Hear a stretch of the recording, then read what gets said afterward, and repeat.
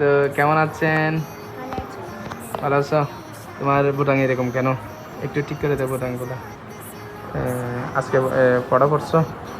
কতটুকু পড়ছো? কায়দা নাকি আম পড়া? কায়দা শেষ করছো? তুমি এখানে কেন পড়তেছো? হাফেজে কোরআন হবে? হুজুর হবেন? কি বলেন? ও তো হুজুর হবে না, তুমি হুজুর হবে? হ্যাঁ হ্যাঁ, কি বলবে যে হুজুর হলে কি হবে? আমি আরো কিছু হব। হুজুর হলে আর কিছু হবেন? তোমার ভাইয়ের মতো ইয়া হবে, এটার মতো নাতখা হবে? তোমার ভাইয়া তো পড়ালেখার মধ্যে মাশাআল্লাহ অনেক ভালো, নাতের ছিল অনেক সুন্দর করে, তুমি এরকম হবে?